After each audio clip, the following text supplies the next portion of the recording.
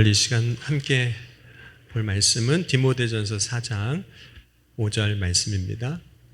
디모데전서 4장 5절 같이 한 목소리로 함께 읽겠습니다. 하나님의 말씀과 기도로 거룩하여 지느니라. 아멘. 이 시간 앞에 예물 드렸습니다.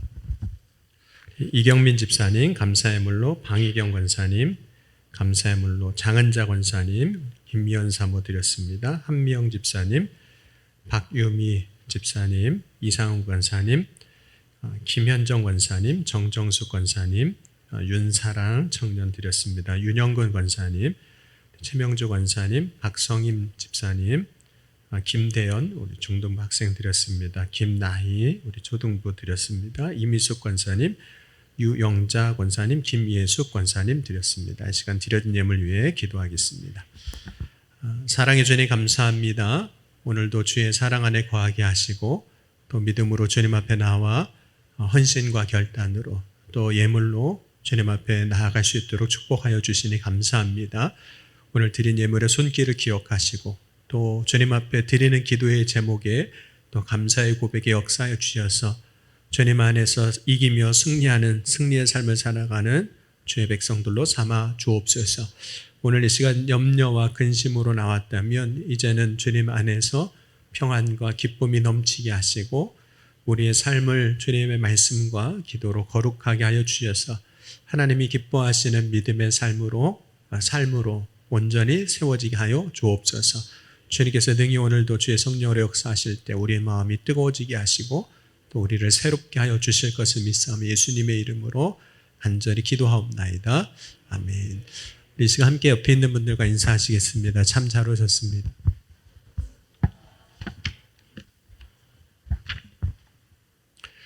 네, 오늘은 이제 그리스도인의 거룩한 삶 시리즈 설교 중에 마지막 날입니다. 그래서 오늘 이제 마지막으로 말씀을 나누는데 우리가 말씀을 들으면서 그런 생각을 했을 거라고도 생각이 돼요. 우리가 거룩해지는 것이 가능할까라는 어떻게 보면 근본적인 질문에 대한 답이기도 하죠. 우리 지난주에는 우리가 하나님 말씀으로 거룩해진다라고 할 때 우리가 하나님의 말씀으로 거룩해지는 이유는 하나님이 거룩하시기에 하나님과 말씀은 같은 거잖아요. 그 말씀이 우리 안에 거할 때 근데 그 우리 안에 거하는 것이 그저 내 삶의 작은 부분을 차지하는 것이 아니라 충만하게 거할 때 그 충만한 그 말씀으로 인해서 우리가 거룩한 자로 여겨지는 거죠. 왜냐하면 우리의 삶이 이렇게 되돌아보면 결국은 내 안에 충만한 것으로 살아가게 됩니다. 내 안에 지금 만약에 분노가 가득하다면 모든 표현이 다 그런 분노로 나오겠죠. 그리고 기쁨이 지금 가득하다면 무슨 일을 만나도 기쁘고 누구를 만나도 기쁘고 기쁨으로 이렇게 살아가는 것이 이제 보여지거든요. 그러니까 내 안에 충만한 것으로 내가 살아가는 겁니다. 그래서 하나님의 말씀으로 거룩해진다는 것은 내가 정말 말씀 안에 있으면 그 말씀으로 인해서 우리의 삶이 그렇게 보여지는 거죠.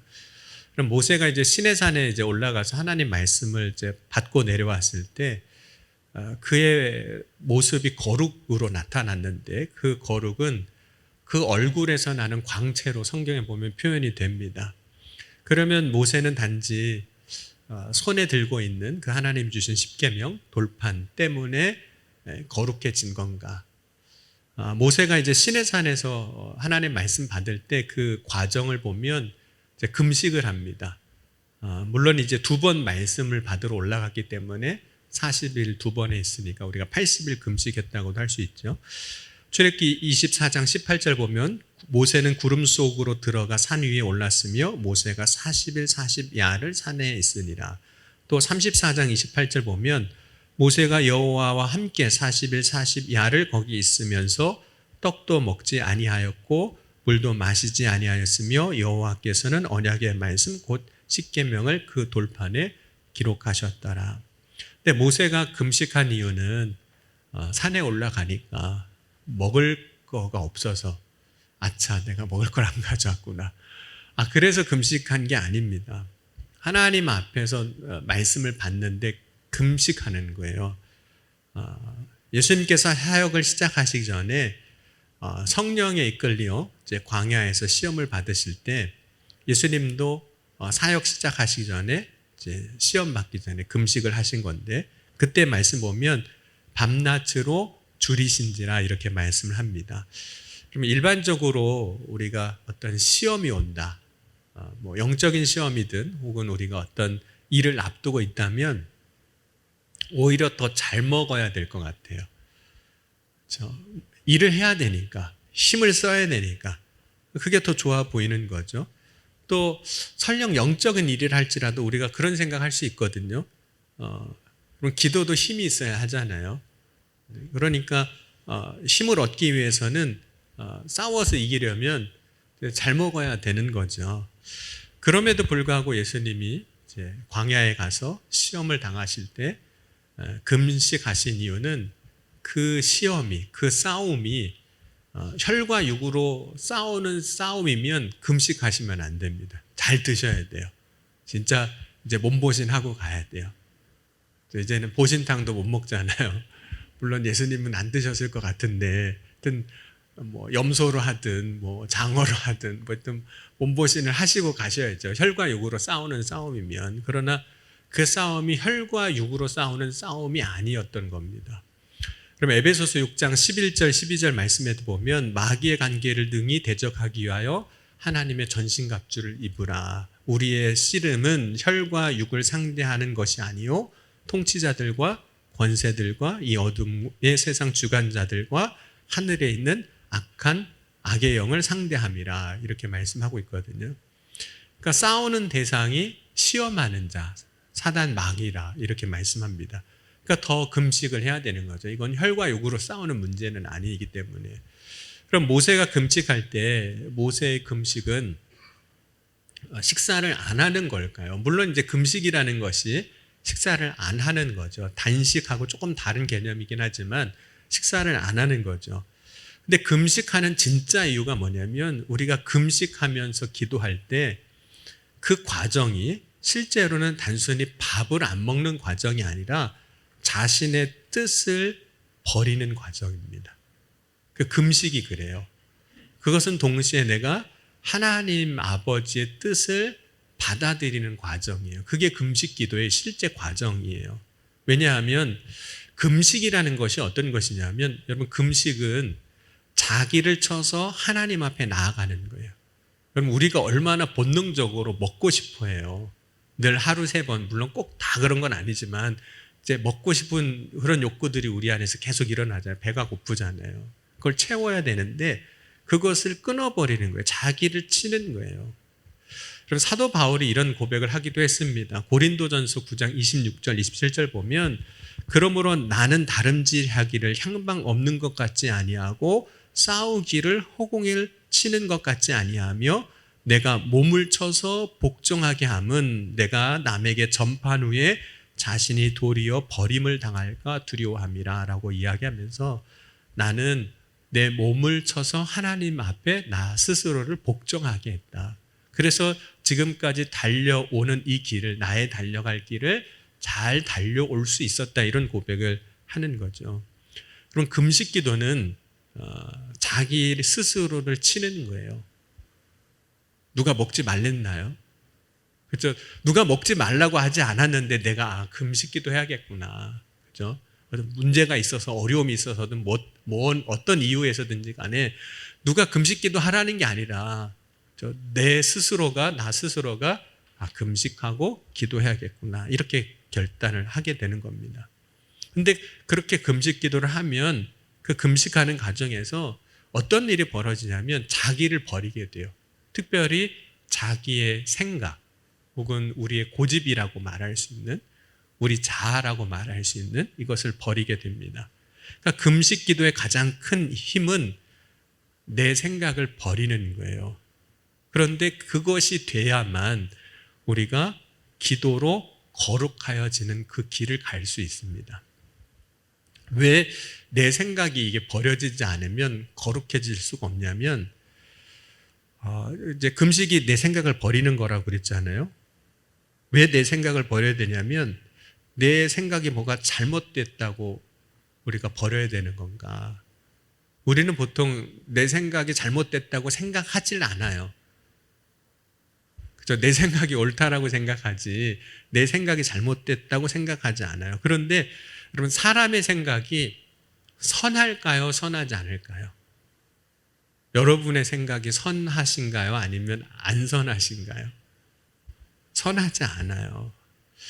여러분, 우리의 생각이 나는 선해 라고 생각을 하지만 실제로 우리의 생각을 보면 그 생각 안에 나도 모르는 사이 이미 죄로, 우리의 유혹으로, 욕심으로 다 오염되어 있는 경우가 참 많아요.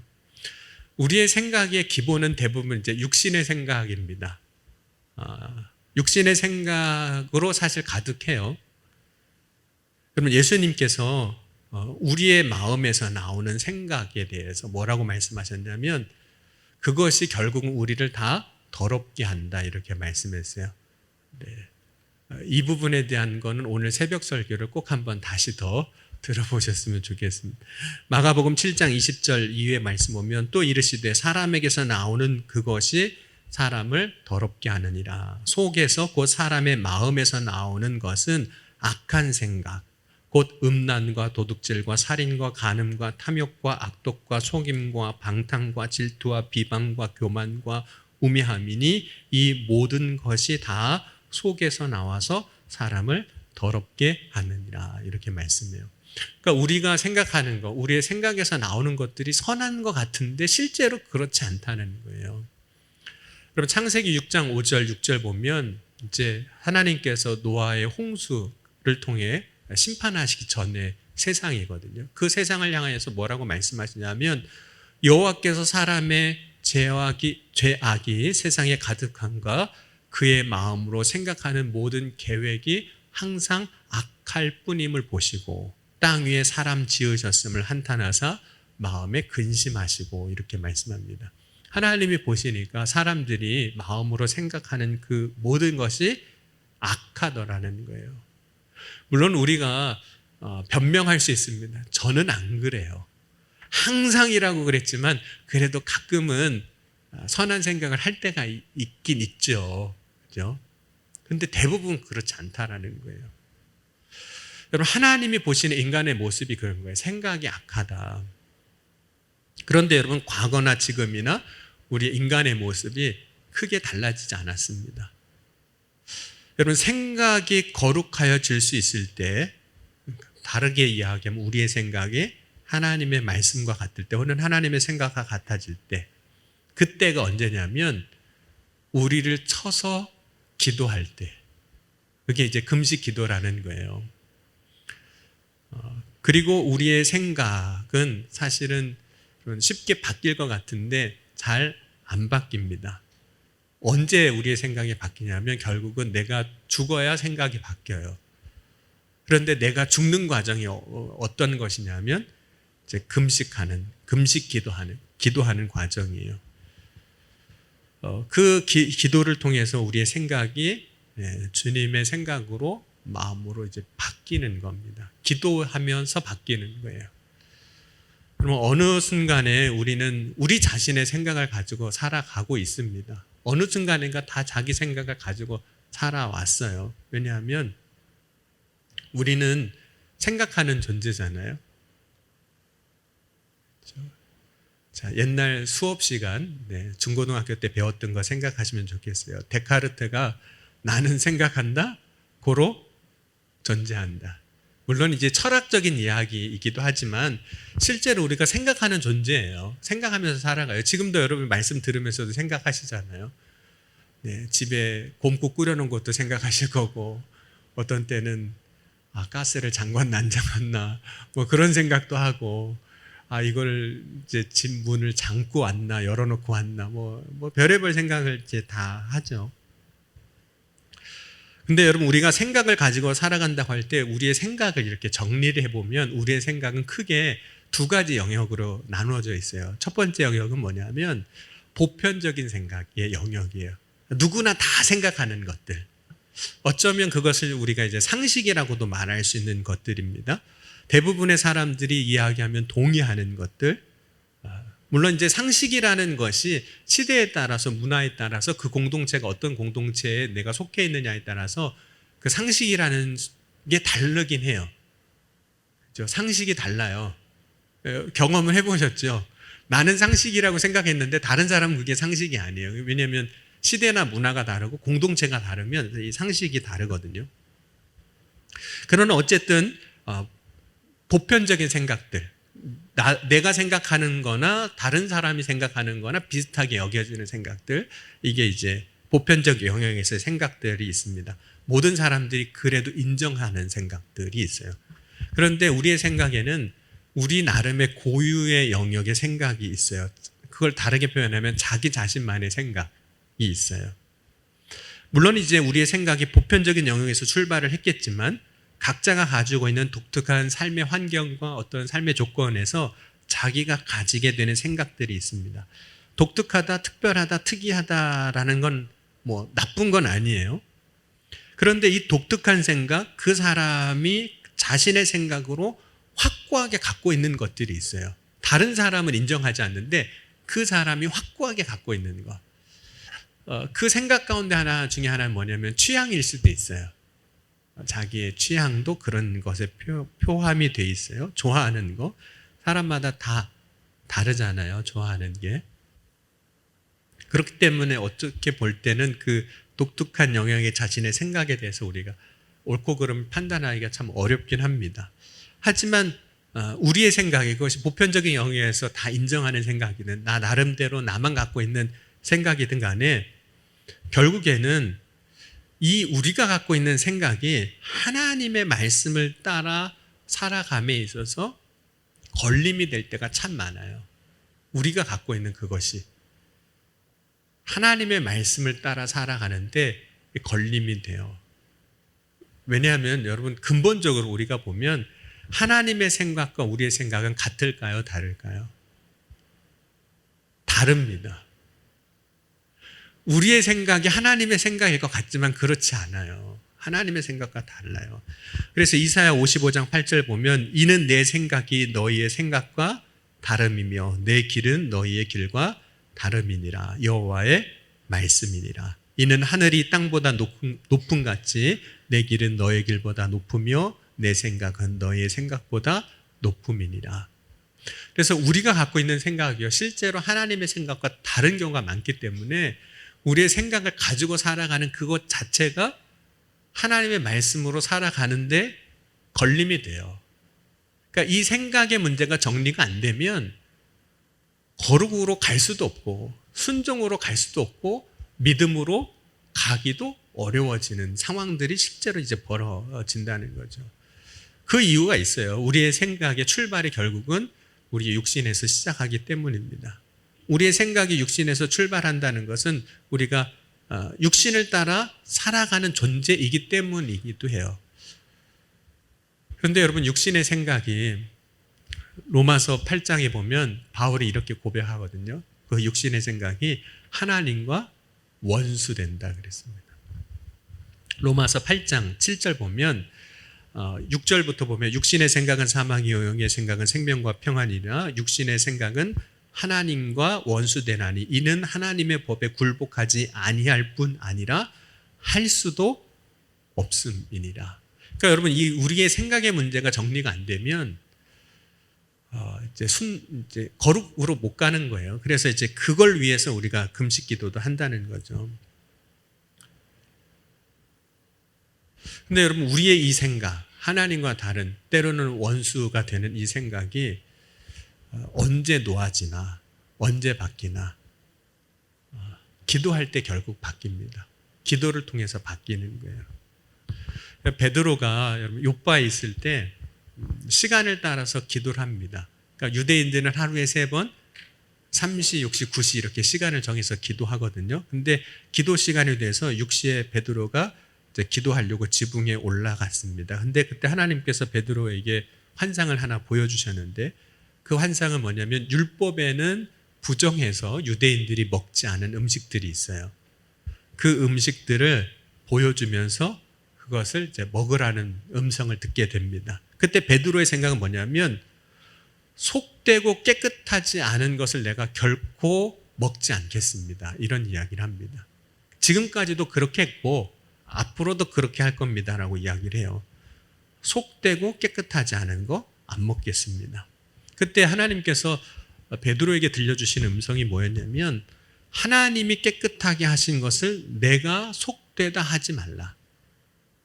그러니까 하나님의 생각과 지금 베드로의 생각이 완전히 다른 거예요. 그럼 베드로의 생각은 어디에서부터 온 거냐면 내가 지금 그렇게 생각하고 말하는 이것은 어디에서부터 온 거냐면 유대인으로서 율법의 전통 아래 살아왔기 때문에 그래요. 하나님이 율법을 주실 때 그렇게 주셨기 때문인 거죠. 그런데 베드로의 생각이 하나님의 생각과 달라요. 그의 생각이 달랐다는 것을 성령께서 이제 말씀하시고 왜 그 생각을 바꾸게 하나님이 하시려고 그렇게 하셨는지는 나중에 알게 돼요. 이제 하나님께서 이방인 사람 고넬료의 집에 가서 그에게 복음을 전하게 하실 때 그럼 베드로의 생각이 바뀌지 않으면 베드로는 절대 이방인의 집에 가지 않는 겁니다. 복음을 전하지 않는 거예요. 그러니까 생각이 바뀌어야 이 베드로의 생각이 바뀌어야 베드로는 하나님의 뜻인 고넬료의 집에 갈 수도 있고 그래야만 이방인에게도 복음을 전할 수 있어요. 그러니까 이 생각이 안 바뀌면 베드로는 절대로 이방인에게 안 갈 겁니다. 이방인에게 가서 복음 전하지도 않을 거예요. 그래서 베드로의 생각을 베드로가 기도하는 중에 그 환상을 통해서 이제 바꿔주시는 거죠. 그 일을 경험을 하는 거죠. 그럼 베드로는 기도하기 전까지 그가 갖고 있는 생각은 뭐냐면 이방인은 구원 못 받는다는 거예요. 왜냐하면 이방인이니까. 선택받은 민족이 아니니까. 오직 유대인만이 하나님의 자녀가 될 수 있다는 생각이 계속 있는 겁니다. 그런데 하나님의 사랑은 유대인이나 이방인이나 자유자나 종이나 헬라인이나 다 똑같거든요. 그런데 베드로의 생각에는 그렇지가 않은 거예요. 자, 한번 제가 여쭤볼게요. 하나님은 여러분을 사랑하실까요? 안 사랑하실까요? 사랑하시는 거 맞으시죠? 그럼 옆에 있는 분을 보시고 하나님은 그분도 사랑하실까요? 안 사랑하실까요? 사랑하시는 거예요. 자, 그러면 오늘 우리 교회 이 시간에 예배에 안 나온 아무개 성도는 하나님이 사랑하실까요? 안 사랑하실까요? 확실하세요? 네. 지난주에 나한테 이상한 말을 한 그분은 하나님이 사랑하실까요? 안 사랑하실까요? 잠자는데 나 잠 못 자게 내 생각을 복잡하게 한 그 집사님은 하나님이 그분을 사랑하실까요? 안 사랑하실까요? 진짜 그렇게 믿으세요? 작년에 나 골탕 먹인 그 권사는 하나님이 사랑하실까요? 안 사랑하실까요? 일본은 하나님이 사랑하세요? 네. 확신이 없으신가 봐요. 네. 사랑하시는 거거든요. 근데 우리의 생각에는 아닐 수도 있어라는 생각을 갖고 있는 경우도 있어요. 하나님 절대로 저 집사님은 사랑하시면 안 됩니다. 그렇죠? 가다가 뒤로 자빠져도 코가 깨져야 됩니다. 나를 괴롭게 한 저분이 정말 하나님의 심판을 한번 된통 당해야 된다고 이런 생각을 이제 갖고 있는 거예요. 하나님은 절대로 그런 생각이 없으신데 우리가 그런 생각을 갖고 살아간다는 거예요.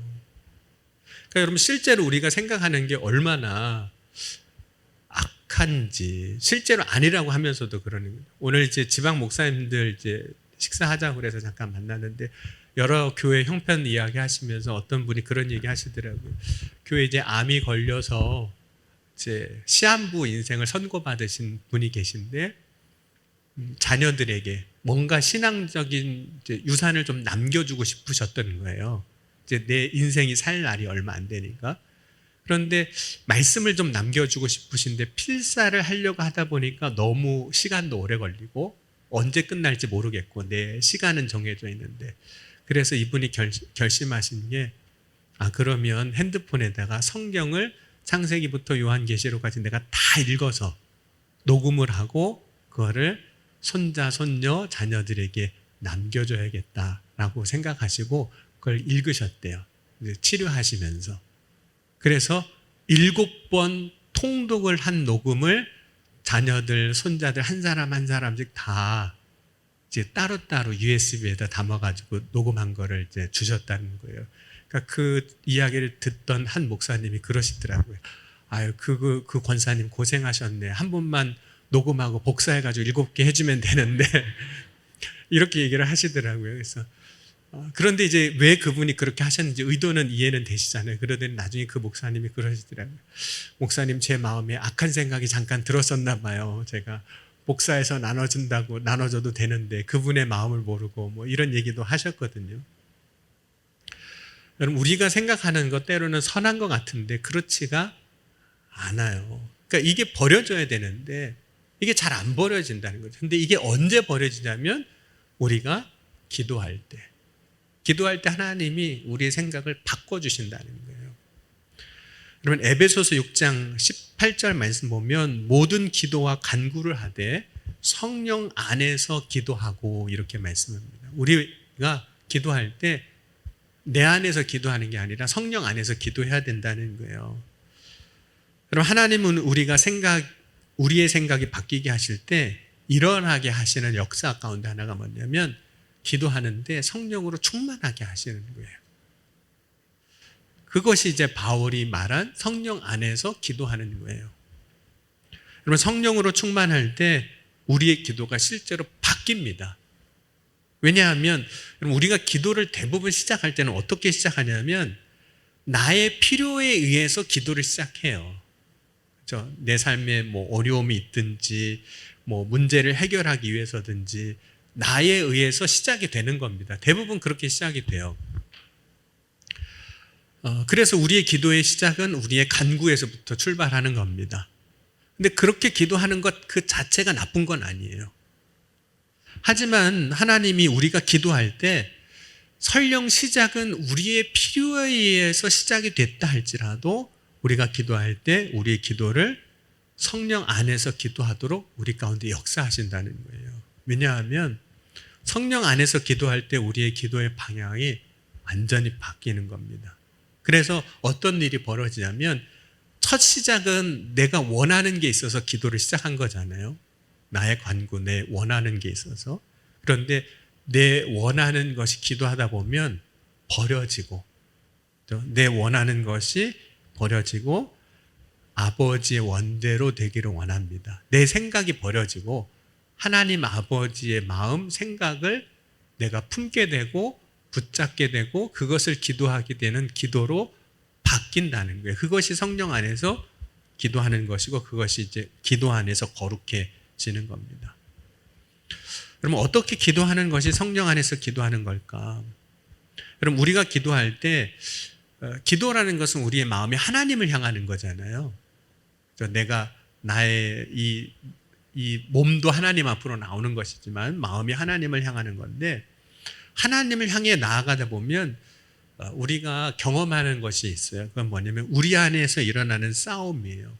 영적인 싸움일 수도 있는데 내가 구하는 것과 하나님이 원하시는 것 사이에 갈등이 이제 생기는 걸 경험하게 됩니다. 나의 소원에서부터 우리의 기도는 시작이 돼요. 나의 삶의 당면 문제, 답을 얻는 것일 수도 있죠. 물론 이제 우리가 우리의 삶의 문제를 통해서 그것이 이제 기도하고 해결되는 것을 통해서 주님의 은혜를 경험하고 그 은혜를 경험한 걸 통해서 믿음으로 나아가고 또 그 은혜를 통해서 우리의 믿음이 더 굳게 서 나가는 것도 경험합니다. 그래서 기도가 내 간구가 응답되는 것이 하나님의 은혜의 통로인 것도 맞아요. 여러분, 예수님께서 자기의 문제를 가지고 찾아온 사람들을 외면하셨을까요? 외면 안 하셨습니다. 그러니까 오늘 저와 여러분이 우리의 문제를 가지고 하나님 앞으로 나아갈 때 주님은 외면하시지 않으실 거예요.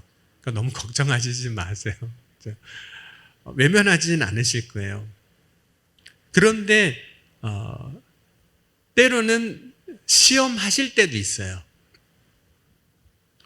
마치 예수님 앞에 한 가나안 여인이 자기의 딸의 문제를 가지고 나아갈 때 그가 간구하는 것을 외면하시는 것처럼 보이는 장면도 있었잖아요. 그를 개 취급하는 그런 모습도 사실 있었거든요. 마태복음 15장 보면 가나안 여자가 자기 딸 흉악한 귀신을 들렸다고 하니까 예수님이 그때 15장 23절 보면 한 말씀도 대답하지 아니하시니 이렇게 말씀합니다. 답을 주셔야 될 거 아니에요.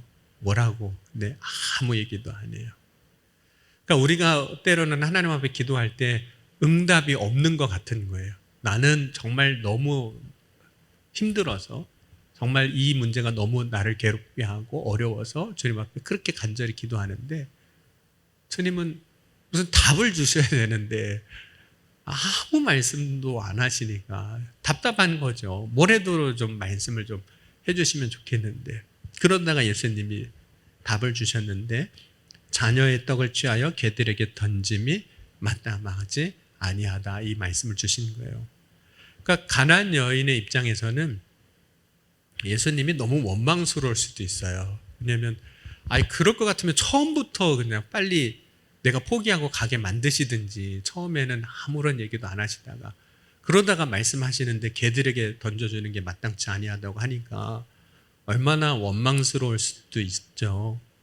그런데 그 과정을 통해서 주님이 이 여자의 믿음을 이제 확인하시는 거잖아요. 그럼에도 불구하고 주님 앞에 서 있는 가나안 여자가 예수님께 간구할 때 어쩌면 이 여인은 이런 생각할 수도 있어요. 예수님 아니고 뭐 다른 방법 없나? 이러고 갈 수도 있어요. 우리가 때로는 신앙생활 하면서 교회에서 신앙생활 하다 시험 들면 여러분 우리의 마음이 어떤 마음이 들어요? 교회가 여기밖에 없냐고. 그렇죠. 뭐 여러분 청량리 교회 검색해도 수두룩해요. 청량리 교회로만 검색해도 교회가 여기밖에 없냐 이러고 갈 수 있어요. 그러니까 뭐 다른 뭐 예수님만 방법이야 그러고선 이제 갈 수도 있는 거예요. 여러분 우리가 기도할 때 찾아오는 갈등의 모습이 그런 게 있어요. 나의 소원을 이루기 위하여 자신이 원하는 것을 성취하기 위하여 나와왔는데 그게 안 되면 주님을 버리는 것을 선택할 수도 있어요.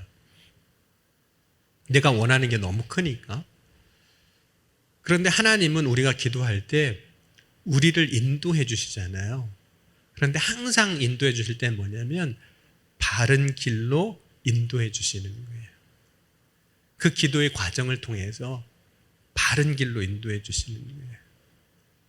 근데 그 바른 길로 인도해 주시는 그것이 내가 원하는 것과 다를 수 있어요. 그래서 답은 받았는데도 내가 원하는 것과 다르니까 그 길로 안 가고 싶은 거죠. 그게 이제 우리가 기도하면서 경험하는 이제 갈등이기도 해요. 답은 받았는데 주님이 말씀하시는 게 내가 원하는 거하고 너무 이제 다른 거예요. 여러분 기도의 형태는 아니었지만 이제 어떤 사람이 예수님 찾아와서 이런 질문합니다. 어떻게 하면 영생을 얻겠습니까? 이렇게 질문해요. 이 사람은 원하는 게 분명했어요. 어떻게 하면 영생을 얻겠습니까? 여러분 이 사람이 예수님 찾아와서 이런 질문을 한다는 것 자체가 영적인 것에 대해서 관심이 있다는 뜻이죠. 그 문제를 가지고 왔으니까. 근데 예수님이 답을 주셨는데 마태복음 19장 21절 22절로 보면 이렇게 말씀하고 있어요. 예수께서 이르시되 내가 온전하고자 할진대 가서 내 소유를 팔아 가난한 자들에게 주라. 그리하면 하늘에서 보화가 있으리라. 그리고 와서 나를 따르라 하시니 그 청년이 재물이 많으므로 이 말씀을 듣고 근심하여 가니라. 예수님이 주신 답은 뭐냐면 예수님을 따르라는 거예요. 결론은 예수님을 따르라예요. 그런데 이 사람을 보니까 예수님 보니까 이 사람에게 있어서 예수님을 온전히 따르는데 걸림이 하나 있었어요. 그 걸림이 뭐냐면 재물이 많다는 거예요. 자, 여러분 재물 많고 싶으세요? 많고 싶죠. 통장의 잔고가 지금 있는 거에서 0은 몇 개나 더 찍혀졌으면 좋겠는 그런 마음들이 있죠. 근데 이 청년에게 이 재물이 걸림이 되는 이유가 있었어요. 예수님께서 이런 말씀을 하신 적도 있으세요. 우리가 두 주인을 섬길 수 없다. 그러면서 뭐라고 말씀하셨냐면 하나님과 재물을 겸하여 섬길 수 없다고 하셨어요. 근데 이 청년은 재물이 포기가 안 되는 거예요. 영생도 얻고는 싶지만 재물이 포기가 안 돼요. 이 재물이 예수님을 따라감에 있어서 내가 믿음으로 결단하는 데 있어서 항상 걸림이 되고 있는 걸 예수님은 아시는 거예요. 그래서 네가 정말 나를 따라야 영생을 얻겠는데 나를 따르기 위해서 내가 먼저 해야 할 것이 있는데 그 재물을 팔아 가난한 자들에게 주고 너는 나를 따르라고 하셨던 거예요. 여러분, 재물이 자신이 섬기는 것이 될 수 있어요. 주인이 될 수 있어요. 그래서 그게 포기가 안 될 수 있거든요.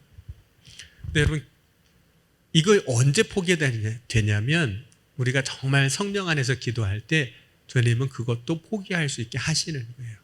기도 안에서 우리의 마음의 생각도 바꾸시는, 물론 힘들 거예요. 그걸 포기한다는 게, 그걸 내려놓는다는 게 얼마나 힘든지 모릅니다. 어떤 사람에게 그 포기해야 하는 게 재물이 아닐 수 있어요. 명예일 수도 있어요. 그거 포기하는 거. 어떤 사람에게는 주님을 따르는 데 있어서 걸림이 되는 게 자식일 수도 있어요. 아마 하나님 보시기에 아브라함에게 있어서 걸림은 이삭이었을 거예요. 왜냐하면 이삭은 눈에 넣어도 안 아픈 아들이잖아요. 백세에 얻은 아들. 얼마나 이쁜 줄 아세요? 100세에 안 나가셨으니까 모르지만 얼마나 이뻐요, 그 아들. 절대로 포기할 수 없는 아들이죠. 그러니까 하나님이 아브라함에게 이야기하실 때 내 사랑하는 아들 이삭 돕자. 똑같은 사람을 몇 번이나 부른지 모르겠어요. 사랑하는 아들도 이삭이고 독자도 이삭이고 그 아들도 이삭이고 다 똑같은 이름인데 그렇게 늘 아브라함이 부르던 호칭인 거죠. 그걸 하나님이 말씀하시는 거예요. 그럼 주님은 우리가 기도할 때 우리가 온전히 주님을 따르지 못하게 하는 그 걸림이 무엇인지 아세요. 그래서 기도하는 가운데 그걸 깨닫게 하시는 거예요. 걸림은 이렇게도 표현할 수 있습니다. 내가 사랑하는 것. 그것이 걸림이 될 수 있어요. 그런데 이것이 기도할 때 우리에게 갈등이죠. 절대 포기하지 못하는 거니까. 그래서 우리는 우리가 사랑하는 거 끝까지 쥐고 성취되기를 바라요. 그러나 하나님의 뜻은 그것이 아닐 수 있어요. 우리는 그것이기를 원하지만 아닐 수 있어요. 그래서 내가 원하는 것과 하나님이 원하시는 것이 같기를 우리는 바라지만 그렇지 않습니다. 왜냐하면 우리의 생각이 선하지 않기 때문에. 하나님의 생각과 우리의 생각은 너무 달라요. 여러분, 우리의 생각이 정리되지 않으면, 우리의 생각이 버려지지 않으면 우리는 거룩으로 나아가기는 어렵습니다. 그래서 하나님께서 기도할 때 우리의 생각이 정리되게 하세요. 내 마음에 품었던 생각들 하나씩 정리되게 하시죠. 그런데 그 정리하는 게 우리는 어쩌면 너무 힘들 수 있어요. 내 생각을 하나씩 버리는 게. 근데 하나님은 그것을 이제 버리게 하시는 거죠. 그래서 거룩의 자리로 나아갈 수 있게 하시는 거예요. 그런데 우리의 생각이 바뀌면 그 다음에 일어나는 변화가 있어요. 우리의 삶이 바뀌는 걸 경험해요. 자기는 혹 못 느낄 수도 있어요. 왜냐하면 자기는 잘 몰라요. 내 생각이 바뀌어서 나의 모습이 바뀌었다는 걸. 그런데 다른 사람이 보면 그 사람이 생각이 바뀌잖아요. 그러면 삶이 바뀐 게 보여요.